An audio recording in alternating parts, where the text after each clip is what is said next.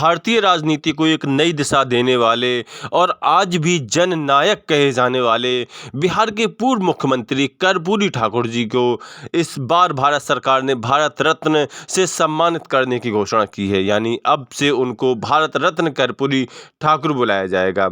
उनको भारत रत्न देने का यह फैसला वास्तविक रूप से एक सराहनीय कदम कहा जाएगा भारत सरकार का, क्योंकि कर्पूरी ठाकुर ने जिस तरह की शुचितापूर्ण राजनीति की है, जिस तरह से उन्होंने सभी वर्गों को साध करके राजनीति की है और हर एक ज़रूरतमंद तक सरकार की उन्होंने सेवाएं पहुंचाने का काम किया है, सरकार का साथ दिलाने का भरोसा दिया है, उस तरह की राजनीति को उन्होंने जन्म दिया है जो आज भी अलग अलग धाराओं में बह रही है। आज भी उनकी राजनीति प्रासंगिक बनी हुई है। बिहार के जो पहले उप मुख्यमंत्री थे, बाद में वो 2 बार बिहार के मुख्यमंत्री बने। इससे पहले वो भारत की आज़ादी के लिए लड़ाई लड़ने वाले स्वतंत्रता सेनानी भी थे। उन्होंने भारत छोड़ो आंदोलन में भी हिस्सा लिया था और जेल भी गए थे।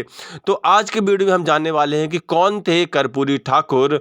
लेकिन वीडियो शुरू करने से पहले आप लोगों से एक छोटी सी गुजारिश है कि हमें सपोर्ट कीजिए, चैनल को सब्सक्राइब जरूर कीजिए और वीडियो पसंद आने पर लाइक शेयर भी कर दें। तो करते हैं वीडियो का शुभारंभ। आज़ादी के बाद से ही कर्पूरी ठाकुर राजनीति में सक्रिय हो गए थे और तब से लगातार उन्होंने राजनीतिक जो परंपरागत राजनीति चली आई थी उससे हट करके उन्होंने बिहार राज्य की जो पिछड़ी हुई और जो काफ़ी गिरी हुई स्थिति थी उसको सुधारने का काफ़ी प्रयास किया। उन्होंने बिहार राज्य के लिए कई सारे महत्वपूर्ण कार्य किए। न सिर्फ बिहार राज्य के लिए बल्कि गरीबों के लिए और पिछड़ों के लिए उन्होंने बहुत सारी योजना चलाई और आरक्षण जैसी व्यवस्था की उन्होंने वकालत की, आरक्षण लागू भी किया उन्होंने अपने समय में। वो पहले ऐसे मुख्यमंत्री थे जिन्होंने जन कल्याण के लिए ऐसी नई नई दिशाओं की शुरुआत की और आगे चल के उन पर कई सारी सरकारें आज भी काम कर रही हैं।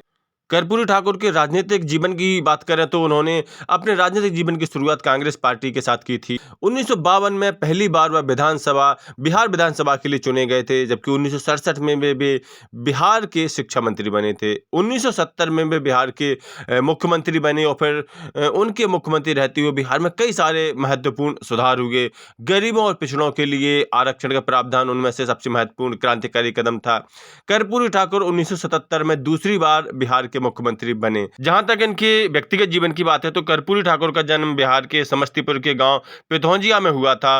कर्पूरी ठाकुर के पिताजी का नाम श्री गोकुल ठाकुर तथा माताजी का नाम श्रीमती रामदुलारी देवी था। इनके पिताजी एक गरीब किसान थे और साथ में पारंपरिक पेशा नाई का भी किया करते थे। भारत छोड़ो आंदोलन में इन्होंने भाग लिया था और उस समय उन्होंने 26 महीने जेल में भी बिताए थे। कर्पूरी ठाकुर जी का निधन 17 फरवरी 1988 को हुआ था और अब उनकी जन्म शती के एक दिन पहले यानी 25 जनवरी से एक दिन पहले 24 जनवरी को भारत सरकार ने उनको भारत रत्न से सम्मानित करने की घोषणा की है। यह वास्तविक रूप से कहा जाए तो यह बहुत ही बड़ा अवसर है गरीबों, पिछड़ों, वंचितों के लिए कार्य करने वाले उन महान विभूतियों को आत्मिक और हार्दिक सम्मान देने का। यह वास्तविक रूप से भारत के लिए बड़े गौरव की बात है कि अब ऐसी विभूतियों को भारत रत्न से सम्मानित किया जा रहा है, क्योंकि भारत की असली पहचान जो है, भारत की असली आत्मा जो है, उनको ऊपर उठाने का कार्य जिन विभूतियों ने किया उनमें से एक कर्पूरी ठाकुर हैं। गरीबों, वंचितों, पिछड़ों के लिए कई सारे नेता बड़ी बड़ी बातें तो करते हैं लेकिन धरातल पर काम बहुत कम देखते हैं। उन्हीं एक आदर्शों में से एक हैं जिन्होंने धरातल पर कार्य किया, लोगों के लिए उदाहरण पेश किए, उनके लिए प्रेरणा स्रोत बने। कर्पूरी ठाकुर भारत के जन जन के हृदय में युगों युगों तक इसी तरह से अमर रहेंगे। तो कर्पूरी ठाकुर के जीवन पर यह विशेष प्रस्तुति आपको कैसी लगी? कर्पूरी ठाकुर के बारे में आप क्या जानते हैं, आपके क्या विचार हैं? कमेंट करके आप जरूर बता सकते हैं और साथ ही बताएं कि और किन महापुरुषों को आप चाहते हैं कि भारत सरकार भारत रत्न से सम्मानित दे ताकि उनके जीवन, आदर्श, उनके कार्यों के बारे में जनता जाने और जनता जागरूक हो सके।